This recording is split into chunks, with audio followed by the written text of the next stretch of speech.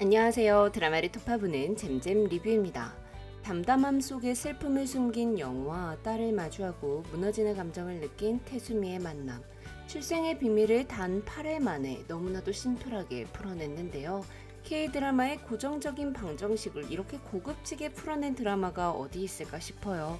다른 평범한 드라마였다면 출생의 비밀을 들은 영우가 계단에서 굴러떨어지고 혼수 상태 또는 기억상실로 최소 2회 정도는 때웠겠죠.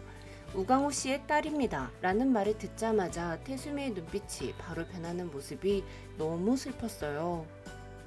전직 로펌 대표에서 어머니로 순식간에 변하는 그 몇 초간의 눈빛이 너무 애절하더라고요.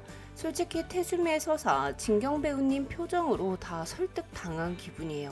태수미가 영우를 버린 게 아니라 낙태를 권하는 자신의 아버지로부터 아이의 목숨을 지키기 위해 아이를 낳기만 하겠다는 약속을 하고 우강호에게 보낸 건가 싶은 생각도 들더라고요. 이상한 변호사 우영우 8회 리뷰는 우산에 대해서 톱파보려고 하는데요. 판사가 들고 있던 그냥 돌고래 아니고 남방 큰 돌고래가 그려진 우산. 이 와중에 판사 앞에서도 고래 설명하는 덕후 영우 너무 귀엽고, 돌고래라고 말하다가 영우가 남방 큰 돌고래라고 말하니까 그걸 또 정정해서 말하는 서브 아빠 정명석. 아, 이런 스윗한 사람. 그리고 정변이 정정해서 이야기하니까 뒤에서 고개 끄덕이며 뿌듯해하던 영우가 재판장에게 돈 아파해서 사람 마음처럼 나약해지는 거 없다고 말하니 재판장 눈치 보면서 쉿 하던 서브 아빠. 진짜 한바다 사람들 권고사직 권민호만 빼고 왜 이렇게 다 좋은 거죠? 8회에서는 유독 비 오는 장면이 많았어요. 소덕동에 현장 검증을 갔을 때 비가 왔고, 영우와 준호가 유진박을 뒤쫓던 날도 비가 왔고, 젊은 우강우가 태수미의 집 앞에 찾아가 아이를 낳아달라고 했던 날도 비가 왔죠. 또한 여러분이 보시지 못했을 수도 있는 어떤 한 장면에서도 비가 왔는데요. 이 모든 장면에 우산이 있었고 각기 다른 뜻을 담고 있습니다. 그럼 상황별 우산의 의미를 톱어볼게요. 이상한 변호사 우영우는 항상 해당 회차의 내용을 정리해주는 일러스트로 끝이 납니다. 4회의 경우 동그라미 아버지 사건을 해결한 영우가 준호와 함께 한바다 대회의장에서 고래를 보던 장면이 일러스트로 표현되었는데요. 8회 일러스트는 태수미와 마주 앉은 우영우가 같은 우산 아래 있는 장면이었습니다. 태수미와 우영우는 같은 우산을 쓴 적이 없습니다. 소덕동 현장 검증을 하던 비 오던 날 태수미는 붉은색의 태산 우산을 쓰고 왔고, 영우는 베이지색 개인 우산을 썼다가 너무 오합지졸 같아 보인다는 서브 아빠 말에 푸른색 한바다 우산을 썼죠. 다른 우산을 썼던 두 사람이 마지막 일러스트에서는 영우의 파란색 우산 아래에 함께 있었습니다. 누군가와 같이 우산을 쓴다는 건 한쪽 어깨를 비에 맞아도 상관없다는 것입니다. 그 사람을 위해서 한쪽 어깨쯤은 비에 내어줘도 좋다는 뜻이죠. 우산으로 하나가 되는 느낌 있잖아요. 엄마가 없던 영우에게 우산은 어린 시절 자신의 결핍을 보게 만드는 물건 중 하나였을 겁니다. 우산을 가져가지 않고 학교를 갔을 때 영우는 항상 학교 앞에서 우산을 들고 기다리는 엄마들 사이에 있는 아빠를 봤을 거예요. 운동회 때 엄마가 없었던 것처럼요. 영우에게 엄마라는 존재는 소리 없이 와서는 내 발끝이며 어깨를 흠뻑 적셔버리는 아빠가 준 우산 안으로 들어온 막아지지 않는 빌방울이었을 겁니다. 날 왜 버렸는지 궁금하기도 하고, 내가 고래였다면 엄마가 날 버리지 않았을까 원망스럽기도 하지만 엄마를 향한 마음은 한 번쯤은 꼭 보고 싶은 저절로 적셔지는 마음이었을 거예요. 우산을 쓰고 있어도 안으로 들어오는 비처럼 말이죠. 태수미에게 자신이 우강호의 딸임을 밝힌 영우. 내가 낳은 딸이라는 걸 알았을 때 태수미의 첫마디는 날 원망했니 였습니다. 원망했다, 미워했다라고 말할 줄 알았지만 소독동 팽나무 아래에서 같은 곳을 바라볼 때 행복했다고 말하는 영우. 이 지점에서 생각해봐야 할 건 우산의 색깔이에요. 태수미가 들고 있던 붉은색 우산이 아닌 한바다를 뜻하는 푸른색 우산을 함께 쓰고 있는 두 사람. 이는 영우가 태수미를 안아줬다는 걸 뜻합니다. 영우는 좌절하지 않길 바란 적이 없습니다. 또한 보호받길 원한 적도 없죠. 그리고 영우와 아빠를 떠난 엄마의 정체를 알게 된 이후에도 오롯이 혼자 그걸 버텨냅니다. 꾹 참아낸 눈물에는 많은 감정이 담겨 있었어요. 엄마가 날 버리고 태산의 대표가 되길 선택했던 건 많은 정치적인 이유가 있었구나. 돈 앞에서 사람의 마음만큼 나약한 건 없으니까 충분히 그럴 수도 있었겠지. 그래서 영호는 엄마를 용서하진 못할지언정 엄마의 결정 또한 존중하기에 분노의 대상으로 받아들이지는 않기로 결정한 것 같아요. 태수미 이야기를 좀 해볼게요. 태수미와 우광호는 영호를 낳기 전 비 오던 날 집 앞에서 만났단 이후 서로 얼굴을 본 적도 연락한 적도 없었습니다. 아기 영호를 우광호에게 데리고 온 사람 또한 태수미가 아니었어요. 그렇다는 건 태수미가 영호가 사산되었다고 생각하고 있을 수도 있잖아요. 물론 어딘가 절 닮은 사람이 있나 봅니다 라고 말했던 걸 보면 태수미는 자기가 낳은 아이가 살아있다는 걸 알고 있었을 확률도 있긴 해요.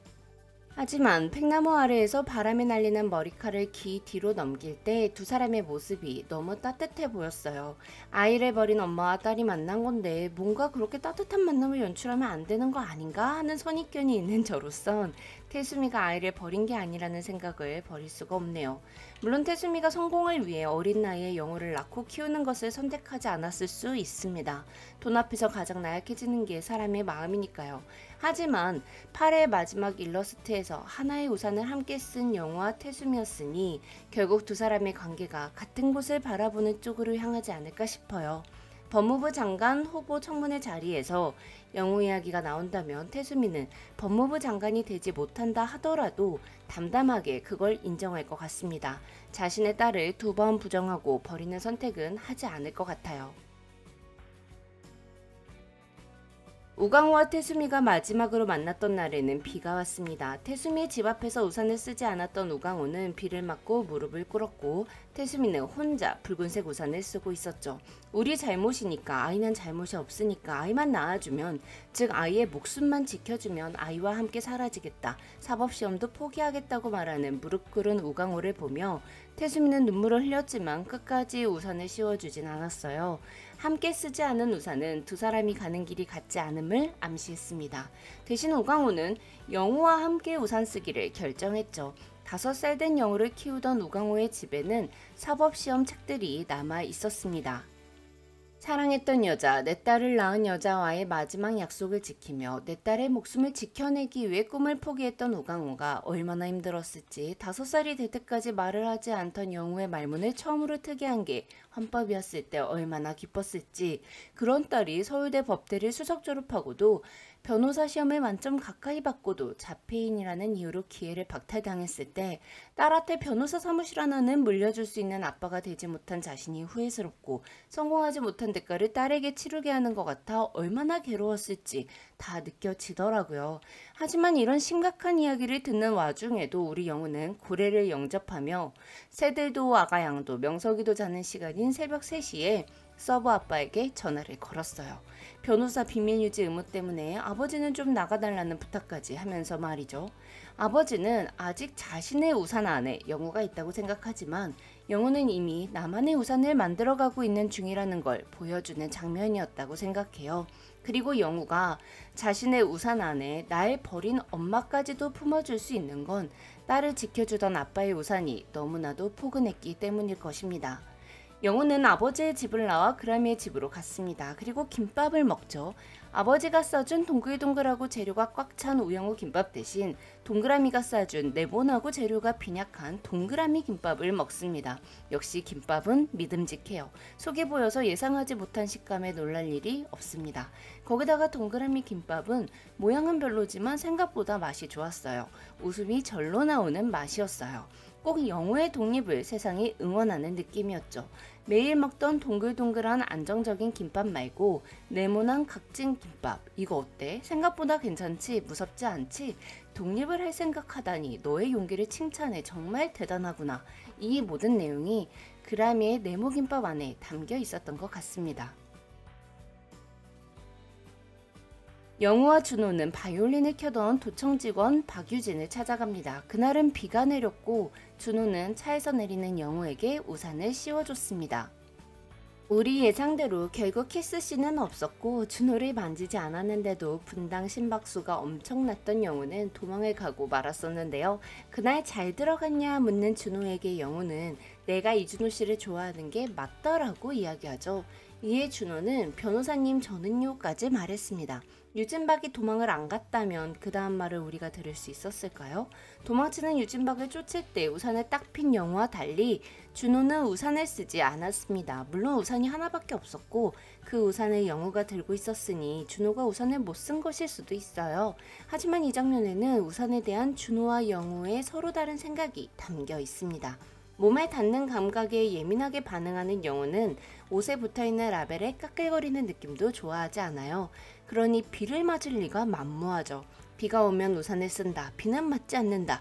영우에겐 당연한 것입니다. 반면 준호에겐 쓸 우산이 없기도 했지만 유진박을 잡아야 하는 긴박한 상황이니 비 정도는 맞을 수 있었을 거예요. 똑같이 비가 오는 상황에서 이 정도는 맞을만 하지 라는 생각에 누군가는 우산을 접고 가고 이 정도도 맞는 건 싫지 라는 생각에 누군가는 우산을 쓰고 가요. 우산을 쓴 영우와 우산을 쓰지 않은 준호, 두 사람의 다른 선택은 그만큼 두 사람이 다름을 보여줍니다. 두 사람이 서로를 사랑하기 위해서는 그 다름을 인정하고 받아들여야 한다는 것도 보여주죠. 그래서 두 사람의 러브스토리가 시간이 걸리나 봐요. 9회 예고를 보니 준호가 본격적으로 질투를 하더라고요. 그럼 전 9회 예고 분석 영상으로 돌아올게요. 지금까지 드라마를 톱파보는 잼잼 리뷰였습니다. 감사합니다.